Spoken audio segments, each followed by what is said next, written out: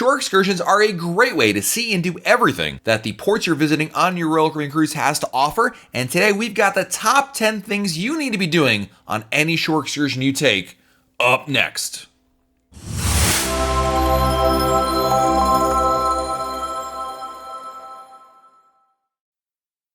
Whether you're taking a walking tour of a city, riding a zip line, or just spending some quality time at the beach, I've got 10 things you definitely want to do on any shore excursion to make sure you have a great and safe time on shore. Number one, dress appropriately. That's right. No matter where you're going on your shore, there's probably some good ideas about what you should and should not wear for your excursion. As an example, you're doing a zip line, you're going to need sneakers for that kind of experience. If you're going to the beach, well, flip-flops are probably a good idea. But you want to make sure you're dressing appropriately for where you're visiting. If you're going into a city and you're planning on visiting maybe a church or other religious areas, wearing something to cover your knees and shoulders might be a really good idea. Additionally, be sure to remove any valuable jewelry. You just don't want to lose it or damage it while you're on shore. The next thing you want to do on a Royal Caribbean shore excursion is bring the essentials with you. Pack a small bag of essentials like sunscreen, bug spray, medications, anything you're going to need during the day to make sure you have a safe and comfortable visit. After all, you're going to be away from the ship for a couple hours. You don't want to miss out on the essential things you need while on shore. Third thing you want to do on any shore excursion is bring proper identification.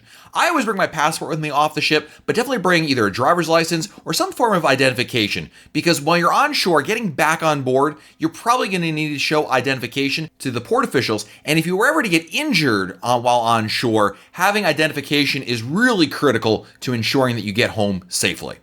The next thing you want to do while you're on a shore excursion is definitely bring some cash with you. Don't bring a ton of cash with you, but it's always a smart idea to have a little cash on you for emergencies, tips, and shopping. I also usually bring a credit card with me that has no foreign transaction fees. That way you're covered in any kind of situation that may occur. Obviously, if you're visiting a different country that requires currency exchange, you can do that, but again, credit cards can cover you for that standpoint, but having a little bit of cash, maybe $50 to $100, is usually a good idea while on shore. The next thing you definitely want to do for any shore excursion is research what the port is all about. If you're booking an independent shore excursion, make sure you have a good grasp on your whereabouts, feel comfortable getting around the port on your own, and familiarize yourself with the culture, any dress codes, and basically the language of the place that you're visiting. Being able to say hello and thank you is really important. All these things go towards being a better and more informed visitor in any port you're visiting.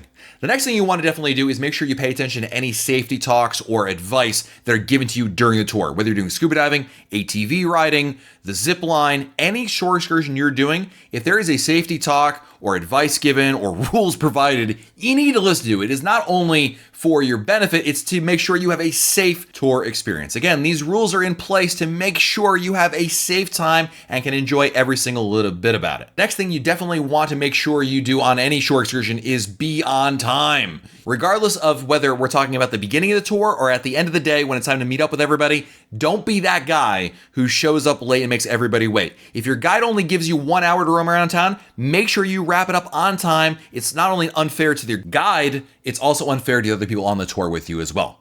The next thing you want to do on any shore excursion is know your limits. I get it. You see these photos and videos of all these people doing really cool things, but there's going to be a time in which maybe you reach that limit. Perhaps there's a cliff that everyone's climbing or a adventurous trail to go on, but pushing yourself over the limit can cause injury and put a damper on the rest of your cruise. So know your limits, take it easy, and enjoy the entire experience.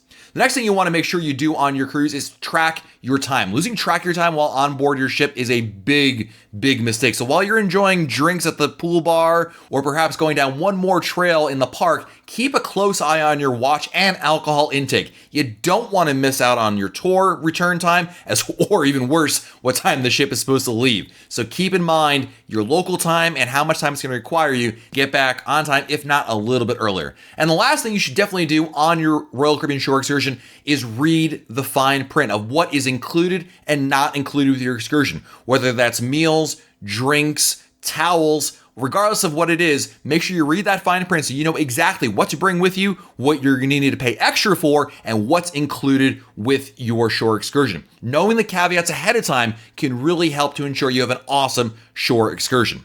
So there you go, 10 things to do on any Royal Caribbean shore excursion. And if you follow these 10 things, I really think you're having an awesome time regardless of what shore excursion you're doing. If you have a tip about shore excursions in any port you visit, please be sure to share it in our comments below. And while you're down there below this video, make sure you subscribe to this channel, turn on your notifications so that way you get notified when we go live or we post a new video, and like this video as well, because all that really helps us out. This has been Matt from RoyalCaribbeanBlog.com, and we'll talk again real soon.